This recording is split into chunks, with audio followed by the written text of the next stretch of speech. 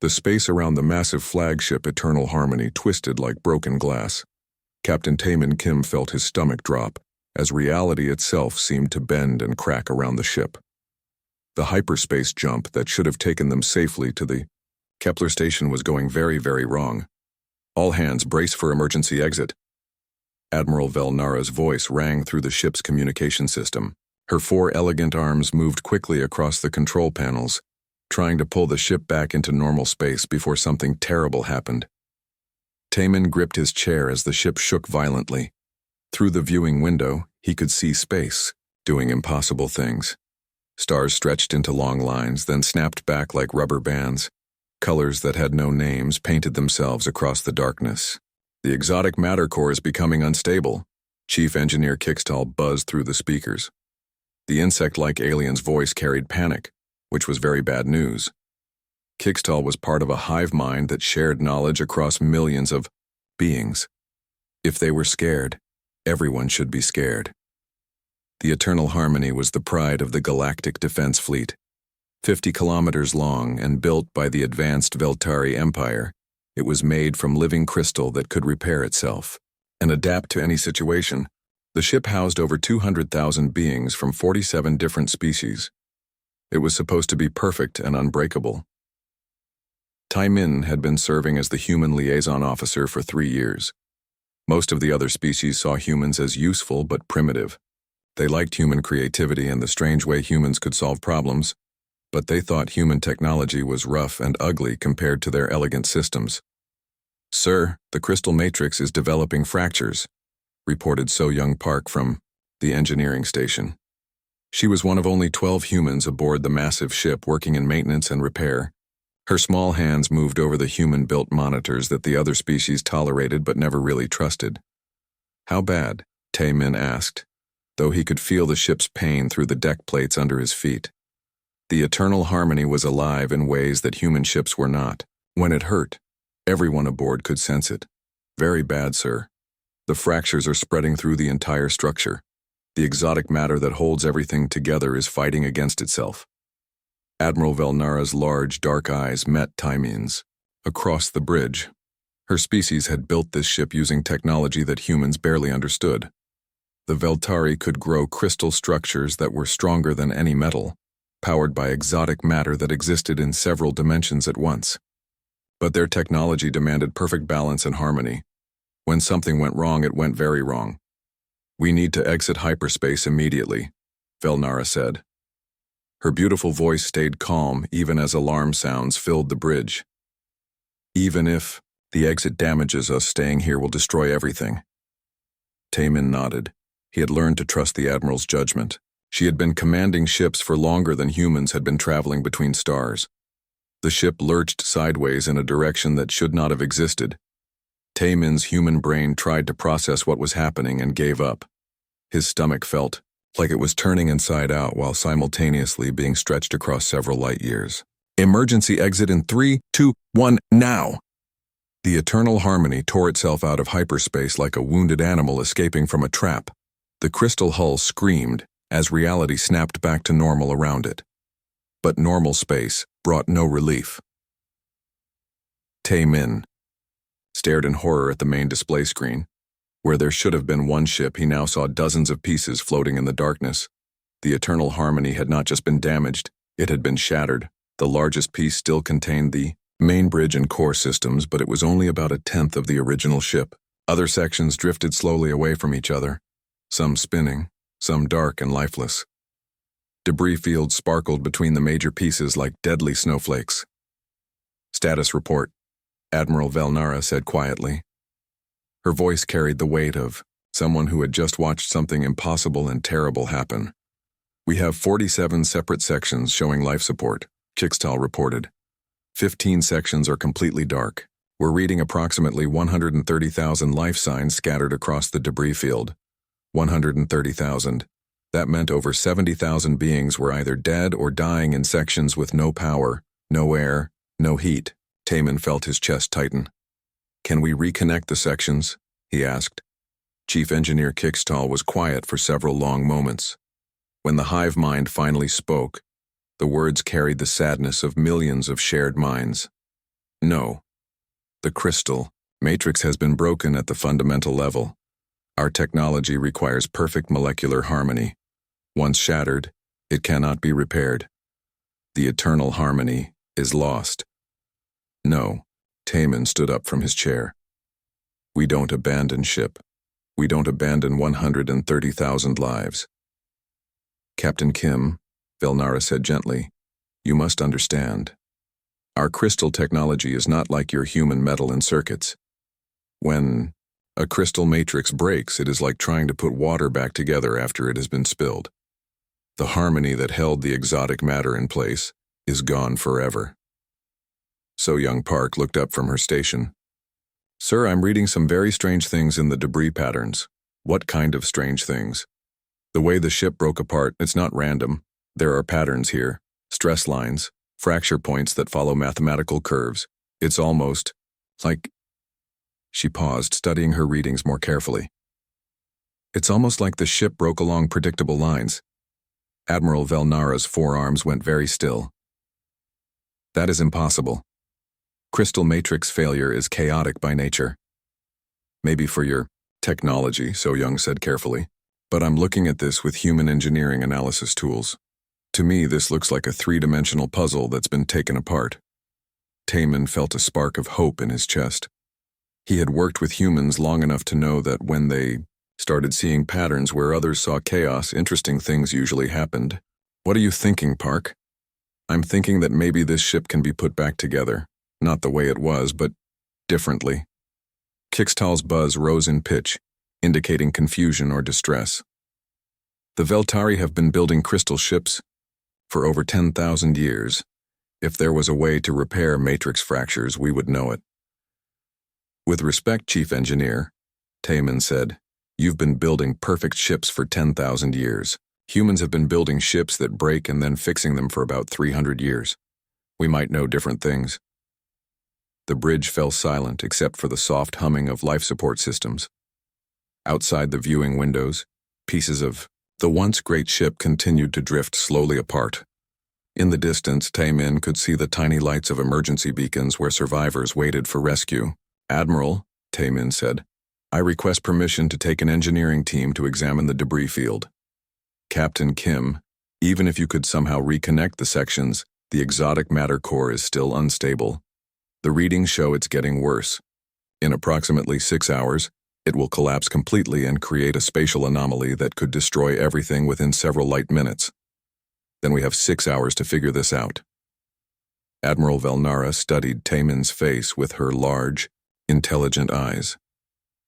After a long moment, she spoke. You humans have a saying, do you not? Something about not going gentle into that good night? Something like that. Yes, ma'am. Very well. You have permission to try the impossible. But I'm also sending distress signals to every ship in range. If you cannot succeed, we will at least evacuate as many survivors as possible.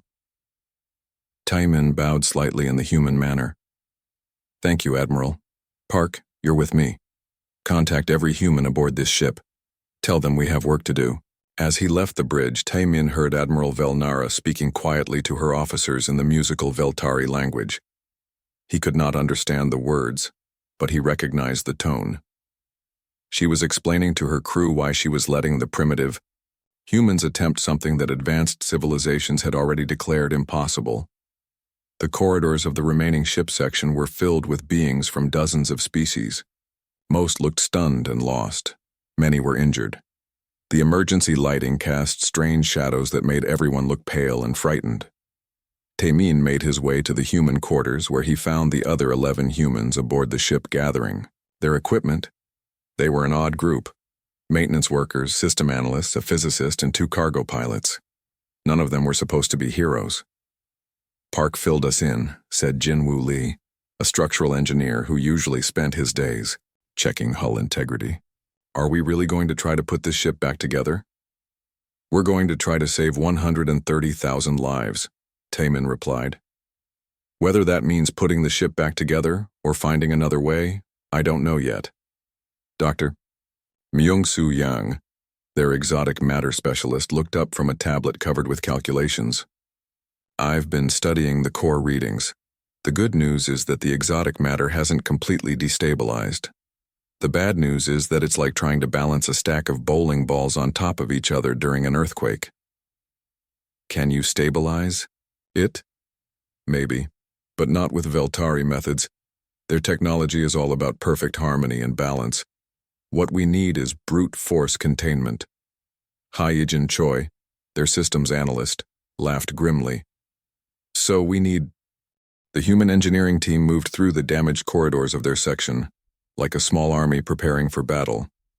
Taemin watched So-Young check her equipment for the third time. Her hands were steady, but he could see the weight of responsibility in her eyes. "The shuttles are ready, sir," reported Woo-Jin Park, their best pilot.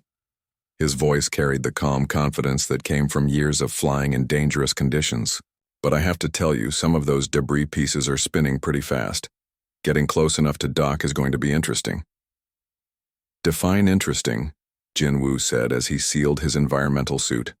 "The kind of interesting that makes other species file safety complaints." Dr. Myung-Soo Yang looked up from his readings.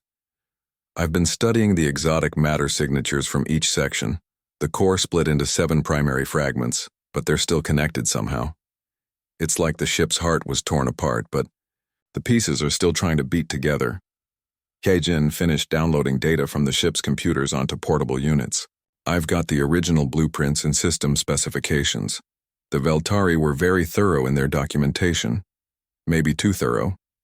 There are backup systems for the backup systems, but everything depends on that perfect crystal harmony." "Admiral," Felnara appeared in the shuttle bay as the humans were loading their equipment. Her forearms moved in the graceful patterns that meant respect in Veltari culture. "Captain Kim, I must ask you again to reconsider. We have rescue ships arriving in 4 hours. We can evacuate perhaps 60% of the survivors before the exotic matter core collapses completely. And the other 40%? The Admiral's beautiful face showed the pain of command decisions. "Would be lost, but 60% is better than losing everyone when the core creates a spatial rift." Taemin sealed his helmet and checked his suit's systems. "Admiral, humans have a saying, we don't leave anyone behind. Sometimes that gets us in trouble, but it's who we are. Your species' loyalty is both admirable and frustrating," Velnara replied. "Very well. What do you need from us?" "Stay back and coordinate rescue operations. If we fail, you'll need to evacuate everyone you can. If we succeed..." Taemin paused. "Well, we'll figure that out when we get there." The human team climbed into 2 shuttles designed for maintenance work rather than heroic missions. The shuttles were ugly, blocky things with more tools than weapons, more storage space than speed. They were exactly what humans always built, functional rather than beautiful. As they launched from the shuttle bay, Taemin got his first close look at the disaster. The eternal harmony had been shattered into hundreds of pieces. The largest sections were each several kilometers long, but even they looked tiny floating in the vast darkness of space. "Sweet mother of space," Woo-Jin whispered over the communication channel. "How are we supposed to put this back together?" "One piece at a time," So-Young replied. She was studying her scanners with the intense focus that Taemin had learned to respect. "I'm seeing something interesting. The pieces aren't drifting randomly. They're maintaining relative positions, almost like they're connected by invisible strings." Dr. Myung-Soo's voice crackled over the radio from the second shuttle. "That would be the exotic matter field. Even broken, it's still trying to hold the ship together. But the field is getting weaker every hour." They approached the nearest large section, which had once been part of the ship's engineering deck. The crystal hull that had once been smooth and perfect was now covered with jagged cracks that leaked atmosphere and energy into space. "Look at those fracture patterns," Jin-Woo said as they got closer. "They're following the stress lines in the crystal matrix. It's like the ship broke along its natural weak points." "Weak points?" So-Young sounded puzzled. "The Veltari don't build weak points into their ships. Every structure has weak points," Jin-Woo explained. "Places where stress concentrates when things go wrong. The Veltari probably designed this ship to never experience enough stress to matter. But when it did, it broke like everything else." Taemin finished. Just more dramatically, they docked with the damaged section and immediately began working. Inside, they found something that broke Taemin's heart. Dozens of alien crew members were trapped in sealed compartments with failing life support. They were alive, but barely. "We need to get them out of here," Hyejin said, checking the environmental readings. "Life support in this section will fail completely in 2 hours." "Negative," So Young replied, already pulling tools from her kit. "We stabilize life support first. Then we figure out how to reconnect this section to the main ship." She began working on the environmental systems with the focused intensity that Taemin had seen humans use when lives were at stake. Her tools were simple compared to Veltari technology: wrenches, welders, and diagnostic equipment that looked crude next to the elegant crystal interfaces. But the simple tools worked. Within 30 minutes, So Young had bypassed 3 failed systems and rerouted power from a human-built backup generator. The trapped crew members watched in amazement as the human engineer made their failing technology work again, using methods their own specialists had said were impossible. "How did you do that?" asked a tall, blue-skinned Altarian engineer. "Our diagnostic said those conduits were completely dead." "They were dead," So Young replied, not looking up from her work. "So I ran new conduits through the maintenance shafts and bypassed the dead sections entirely." "But the maintenance shafts were not designed to carry primary life support feeds." "No, but they'll do it anyway. It's not pretty, but it works, until." Altarian stared at the ugly bundle of cables and tubes that So Young had run through spaces never meant to hold them. "This violates 17 different safety protocols. It also keeps everyone breathing," Jin Woo pointed out as he welded a patch over a hull breach. "Which safety protocol covers that?" While his team worked on immediate repairs, Taemin studied the larger problem. Through the section's windows, he could see other pieces of the ship floating in the distance. Some were close enough that he could make out details of their damage. Others were just points of light in the darkness. Dr. Myung-soo's voice came over the radio. "I'm reading exotic matter signatures from all the major sections. The fragments are definitely still connected at the quantum level. It's like the ship's consciousness is spread across all the pieces but can't communicate with itself." "The ship is conscious?" Taemin had known that Veltari ships were alive in some sense, but he had never thought about what that meant. "Very much so. Veltari crystal technology grows rather than being built. The ship has been learning and adapting for over 50 years. Right now it's probably very confused and in a lot of pain." That changed everything. They were not just trying to repair a machine. They were trying to heal a living being that had been torn apart. "Can we talk to it?" "Not in its current state. The neural pathways that carry the ship's consciousness run through the crystal matrix. With the matrix shattered, the ship can't think properly." Hyejin looked up from her work on the local computer systems. "But if we could reconnect the sections, the ship might be able to help us repair itself," Myung-soo finished. "Assuming we can figure out how to put it back together without the original crystal bonds." Taemin made a decision that would either save everyone or doom them all. "New plan. We're not just evacuating people, we're putting this ship back together." "Sir," Woojin said carefully, "the other species have already said it's impossible. The other species think it's impossible to repair their technology using their methods," Taemin corrected. "But we're not going to use their methods, we're going to use ours." So Young had finished her emergency repairs and was now studying the section's structure more carefully. "If we treat each section like a separate ship module, we might be able to physically dock them back together. Not with crystal bonds, but with mechanical connections." "Mechanical connections strong enough to hold something this massive?"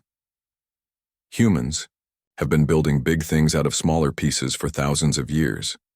We built skyscrapers by stacking steel beams. We built space stations by connecting modules with docking rings. This is just bigger." Jin Woo walked over to examine the broken crystal matrix where their section had been torn from the main ship. The crystal was still beautiful even when shattered, catching and reflecting light in ways that seemed almost magical. "Look at this," he said, running his gloved hand along the broken edge. The crystal didn't just snap, it fractured in very specific ways, almost like it was designed to break cleanly. "Emergency breakaway protocols," Hyejin realized.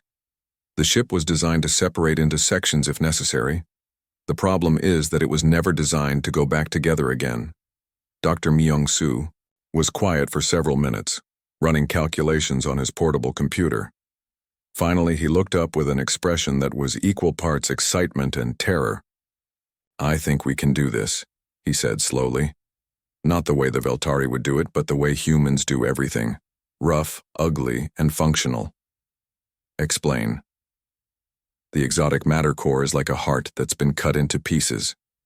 Each piece is still beating, but they're not synchronized. If we can physically bring the pieces close enough together, and if we can provide external support for the exotic matter field, we can jumpstart the ship's heart." 2 hours into their impossible mission, the human team had learned several important things. First, moving pieces of a shattered starship was much harder than anyone had imagined. Second, the other species were starting to believe that humans might actually be crazy enough to succeed. Third, jury-rigged human equipment could work in ways that violated several laws of physics. So Young floated in her environmental suit outside Section C7, which had once been part of the ship's main habitat ring. The section was tumbling slowly, making it difficult to approach safely. Inside, according to their scans, were nearly 8,000 survivors from various species. "This is going to be tricky," Wu Jin said over the radio. He was piloting one of the human cargo shuttles, trying to match the section's rotation so they could dock safely. "The rotation is irregular. Something inside is shifting." "Probably debris from the separation," Jinwoo replied from his position on another shuttle. "We need to stop that spin before we can do anything else." "How do you stop something that big from spinning?" asked one of the rescued Altarian engineers who had volunteered to help. Their name was difficult for humans to pronounce, so everyone just called them Blue. "Very carefully," So Young said, attaching magnetic clamps to the section's hull. And with a lot of patience. She was connecting a series of small thruster units to the hull, simple chemical rockets that humans used for cargo handling. Each thruster was about as sophisticated as a firecracker compared to the elegant gravitic systems that other species used, but they were reliable and easy to control. "Thrusters connected," she reported. "Beginning spin reduction." The chemical rockets fired in carefully timed bursts, fighting against the section's momentum. It was slow, inefficient work that wasted fuel and looked clumsy compared to the smooth grace that alien technology usually displayed, but it worked. 20 minutes later, the habitat section was stable enough for Wu Jin to dock his shuttle with, the main airlock. Inside, they found something that made Taimin's heart sink. The section's life support was failing, and they had no way to repair it using standard methods. "The atmospheric processors use crystal-grown filters," explained a Veltari technician named Silvara. Her usually perfect posture showed the strain of breathing recycled air that was slowly becoming toxic. When the ship separated, the filters lost their connection to the main life support network. "They are dying." Hee-jin was already scanning the failing systems with her portable diagnostic equipment. "How long do we have?" "Perhaps 3 hours before the air becomes dangerous to breathe." "Not acceptable," So Young said firmly. She was studying the alien life support systems with the same intensity she brought to all technical problems. "There has to be a way to bypass the crystal filters." "The filters are biological," Silvara explained patiently. "They are living organisms that have been integrated into the ship's crystal matrix. Without the matrix, they cannot survive." "Then we don't use the biological filters," Jinwoo said. "We use mechanical ones." The Veltari technician looked confused. "Mechanical filters, but those are so crude." "Crude but functional," So Young agreed. She was already pulling equipment from her kit. "Human life support systems use mechanical and chemical filters. They're not as elegant as your biological ones, but they don't need to be connected to anything except power and airflow." Over the next hour, the humans performed what could only be described as emergency surgery on the ship's life support systems. They bypassed the dying crystal filters and installed human-built alternatives that looked like ugly metal boxes compared to the flowing, organic curves of Veltari technology. The work was loud, messy, and involved a lot of sparks. The alien survivors watched in fascination as the humans cut into their beautiful ship with tools that seemed designed for destruction rather than repair. "Are you certain this will work?" Silvara asked nervously, as So-Young welded a large metal housing into place where a crystal filter had once grown. "It'll work," So-Young replied without looking up from her welding. "It's not pretty, but human life support has kept us alive in vacuum for 300 years. When the new filters came online, the air in the section immediately began to improve. The readings showed that the crude human systems were actually working better than the dying Veltari filters had been." "Impossible," Silvara whispered, staring at the air quality displays. "Improbable," Jinwoo corrected. "But humans specialize in improbable solutions." While the repair team worked on life support, Dr. Myung-soo was tackling the much larger problem of the exotic matter core. He had set up his equipment in what had once been the ship's main physics laboratory, now exposed to space through a massive hull breach. "The readings are getting worse," he reported to Taemin. "The exotic matter fragments are starting to resonate with each other, but not in harmony. It's like 7 different orchestras trying to play 7 different songs at the same time. Can you synchronize them?" "Not with Veltari methods. Their approach requires perfect quantum entanglement across the entire matrix. But humans don't do perfect. We do good enough." Myung-soo had been working with a theory that his colleagues back on Earth had called either brilliant or insane. Instead of trying to restore perfect harmony to the exotic matter, he wanted to contain it using brute force magnetic fields, essentially putting the ship's heart in a mechanical box until it could learn to beat properly again. "The problem is scale," he explained as he assembled a magnetic field generator that looked like it belonged in a scrapyard rather than aboard the galaxy's most advanced ship. "I need to create containment fields large enough to surround each exotic matter fragment, then gradually bring them back together." "How gradually?" "Very gradually. If I move too fast, the fragments will fight each other, and we'll get a dimensional rift that could swallow this entire star system." Taemin felt a chill that had nothing to do with the cold of space. "And if you move too slowly, the fragments will decay naturally and we'll get a smaller dimensional rift that will only swallow everything within a few light minutes. So we need to move at exactly the right speed. Exactly the right speed, with exactly the right amount of magnetic containment, while physically moving sections of the ship that were never designed to be separated." Myung-soo looked up from his work with a grin. "Should be fun."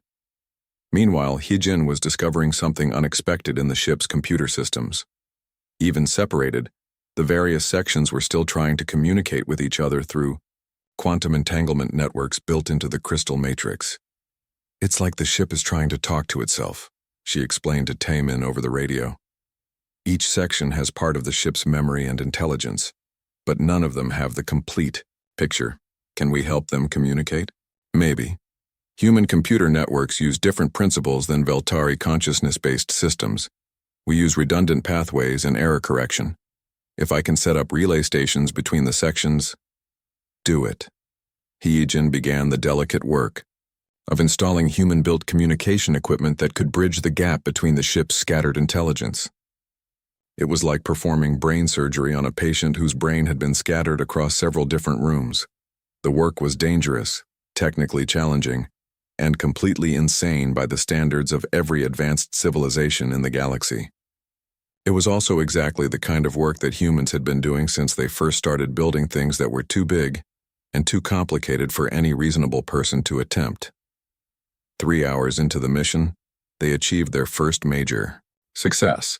Hee-jin managed to establish communication between 3 of the major sections, allowing the ship's consciousness to begin thinking again, even if those thoughts were confused and fragmentary. The first thing the ship asked, through speakers in each connected section, was a simple question that made everyone stop working. "Am I dying?" Admiral Velnara's voice came through on all channels.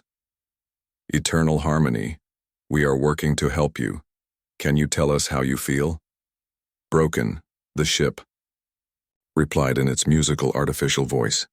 "I am broken into many pieces and I cannot remember how to be whole." "We're going to put you back together," Taemin promised. "How?" "My crystal matrix is shattered. I cannot regrow what has been destroyed. We're going to do it differently. Not with crystal bonds, but with human engineering. The ship was quiet for several long moments. When it spoke again, there was something like wonder in its voice. You would make me into a hybrid?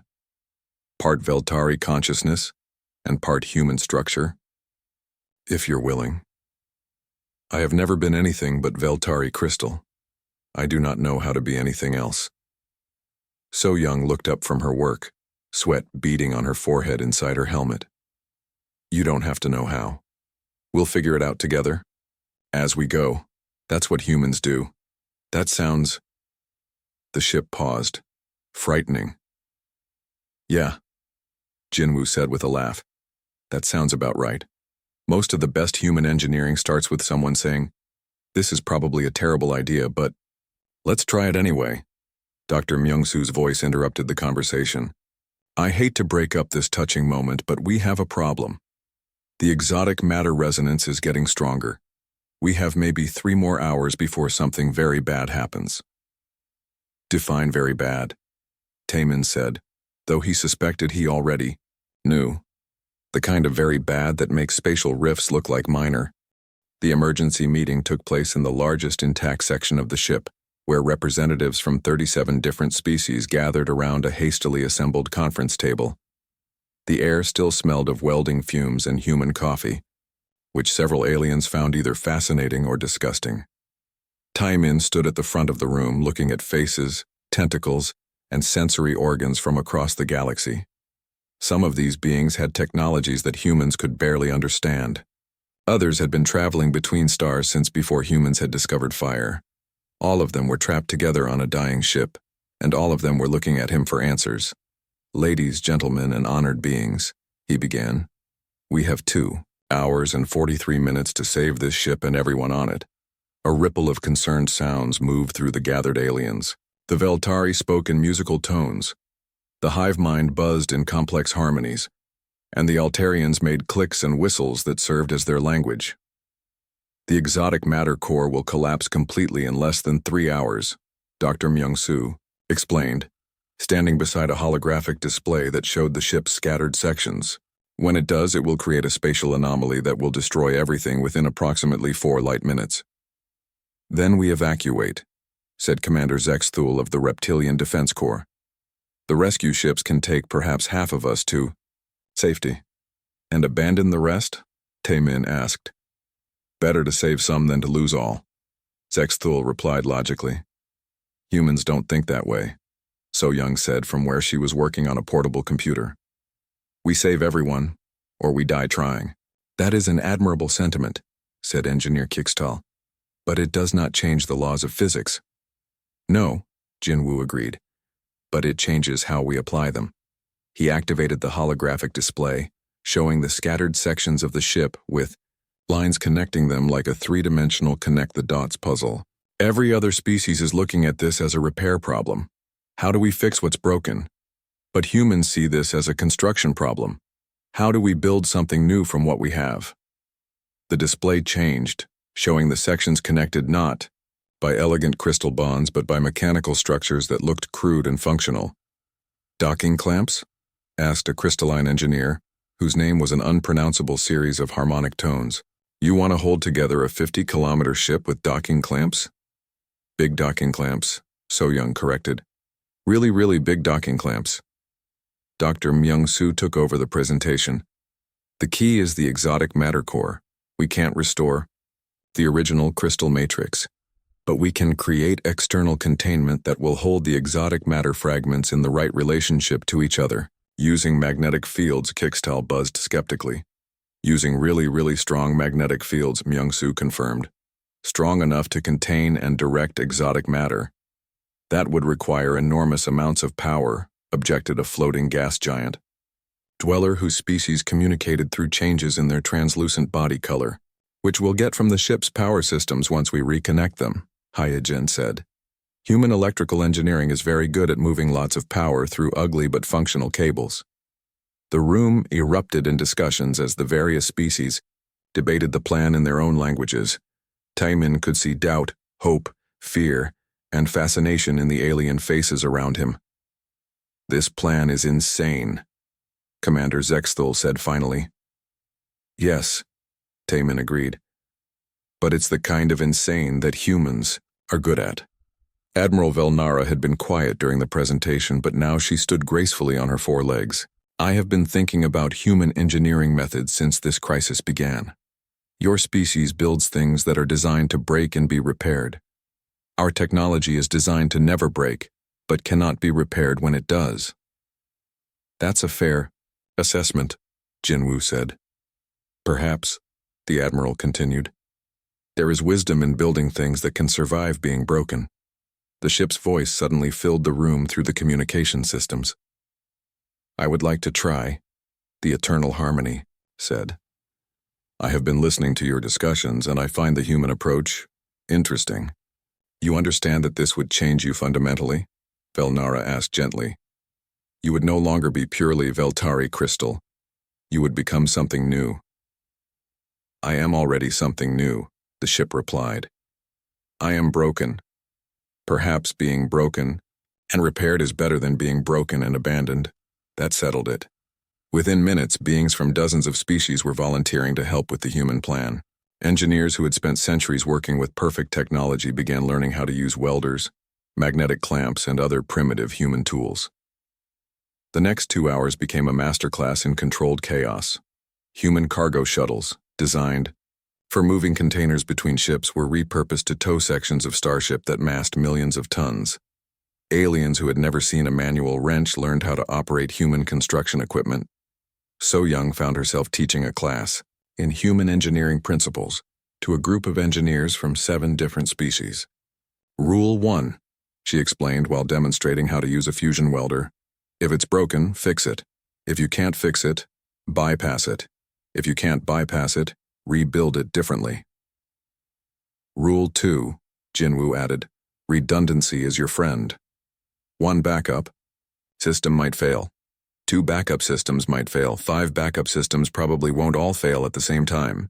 "Rule 3, Dr. Myung-soo called out from where he was assembling magnetic field generators. "If the elegant solution doesn't work, try the ugly solution. Ugly solutions are often more robust." The crystalline engineer, who had been struggling with a human-designed clamp system, suddenly made a sound like wind chimes in a gentle breeze. "Rule 4, function is more important than beauty."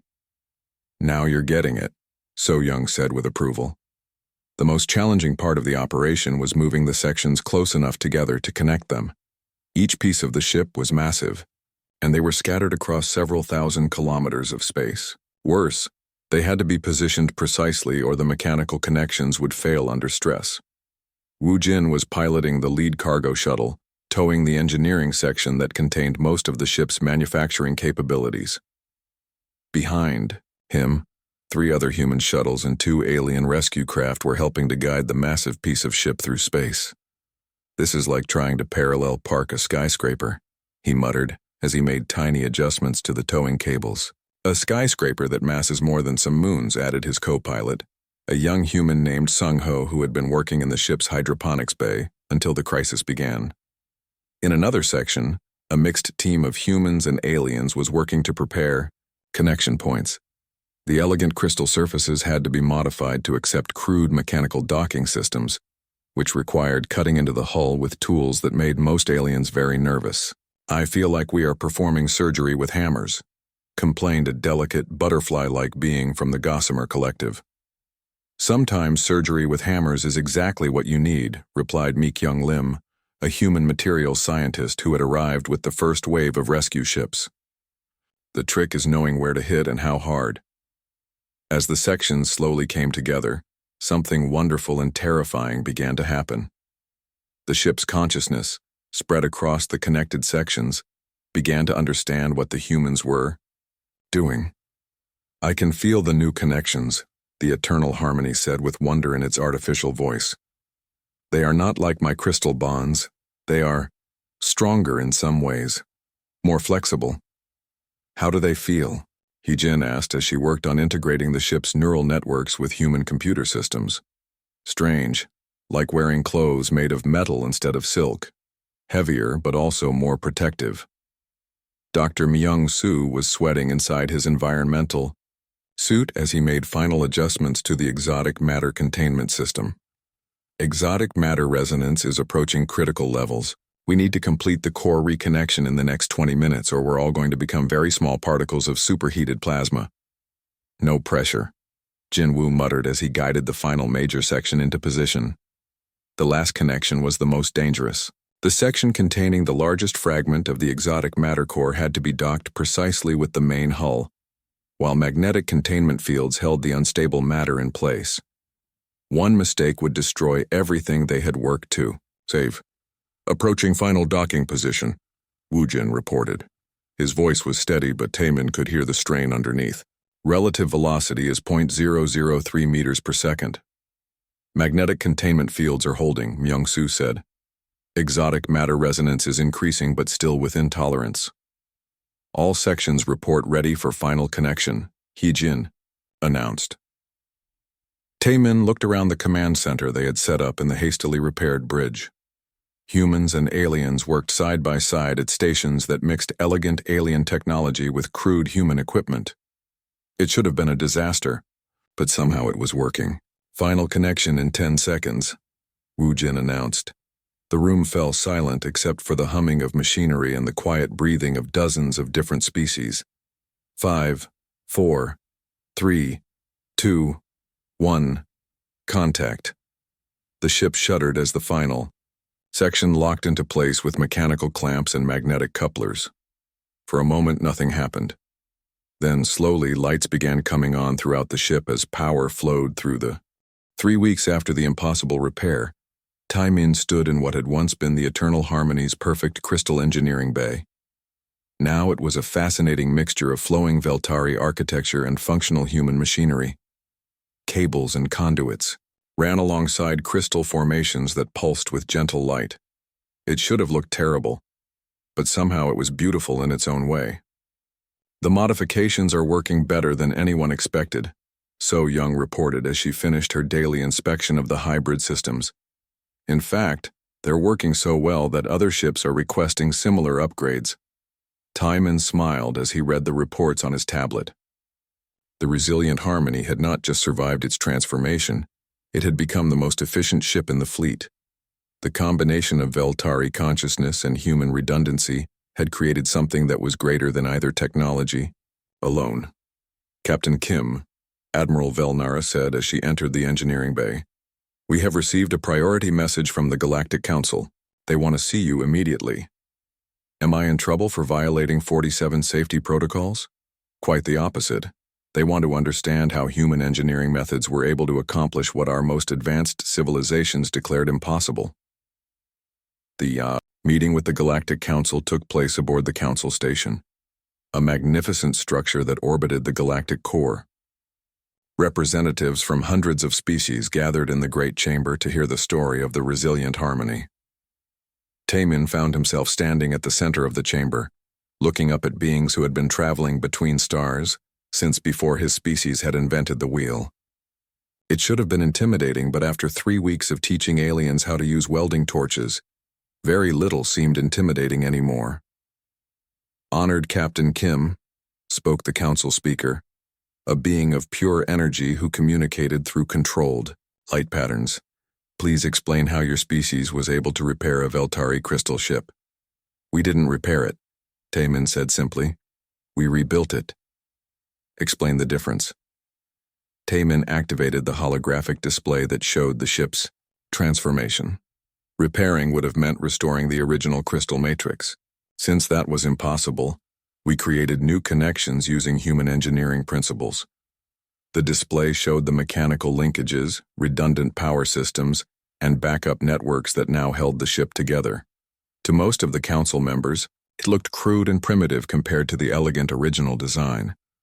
"Your methods appear inelegant," observed a representative from the aesthetic hegemony, a species that valued beauty above all else. "They are," So Young agreed from where she sat with the human delegation. "Human engineering has never been about elegance. It's about function, reliability, and the ability to keep working when things go wrong."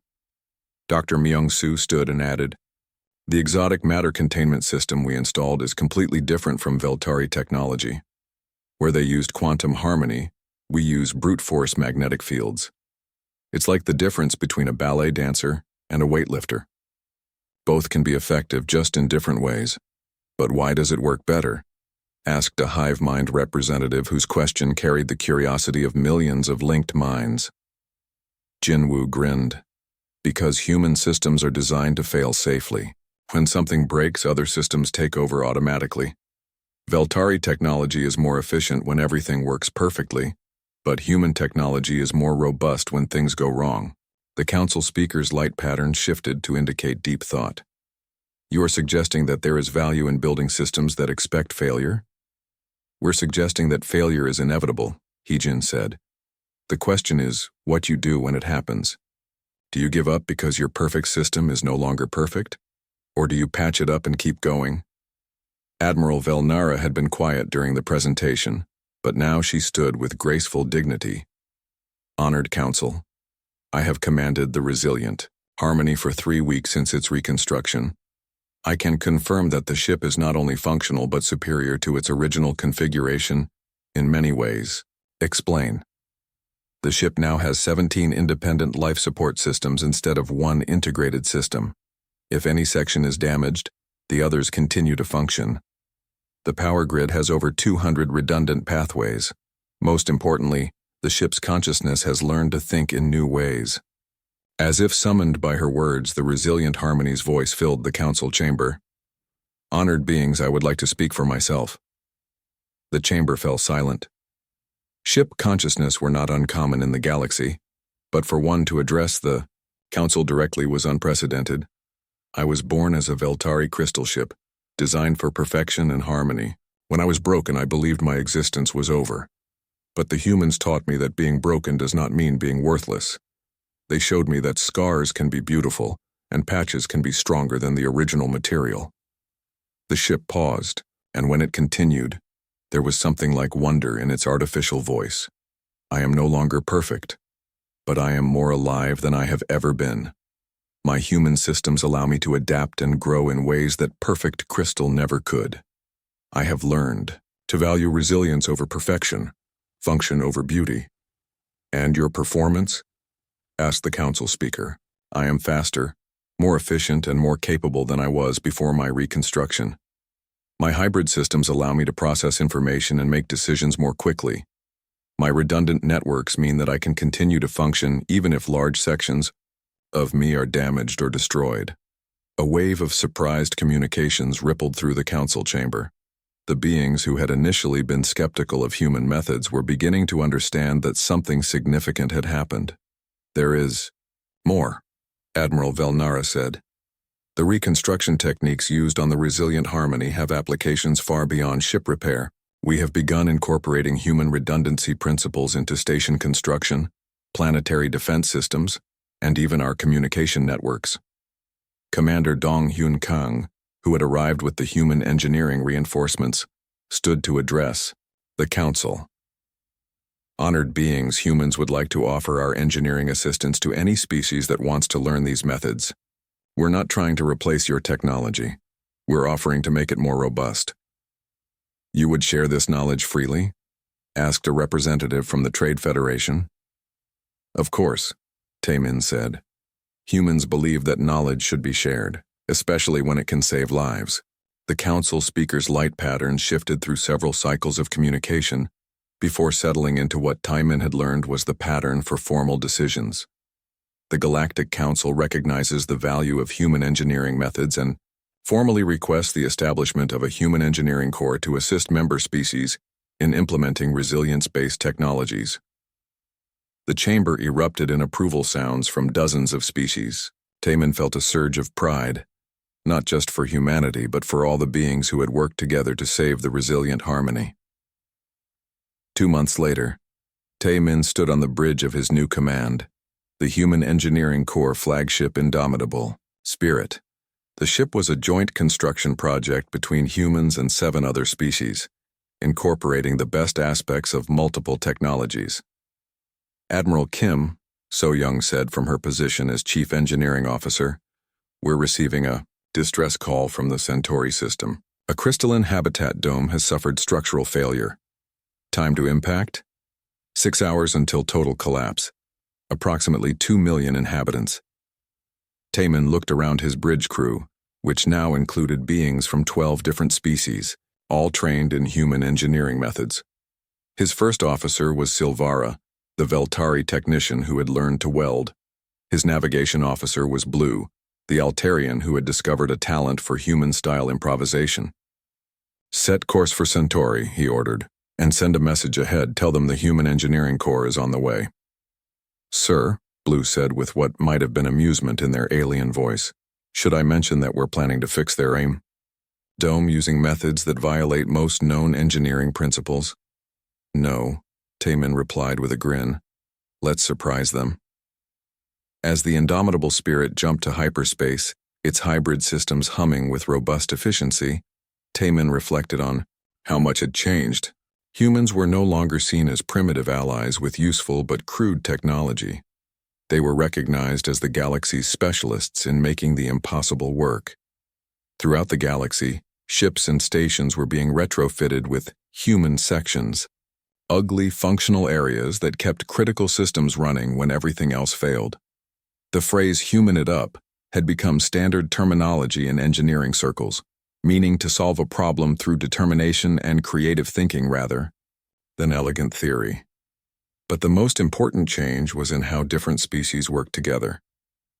The crisis of the eternal harmony had taught everyone that sometimes the best solutions came from combining different approaches rather than insisting that one way was superior. Back in his quarters that night, Taemin received a message from the Resilient Harmony, which was now serving as the fleet's most capable exploration vessel. Admiral Kim, the ship said, I wanted to thank you again for teaching me that being broken and repaired can be better than never being broken at all. How are you feeling these days? Taemin asked. Strong, the ship replied without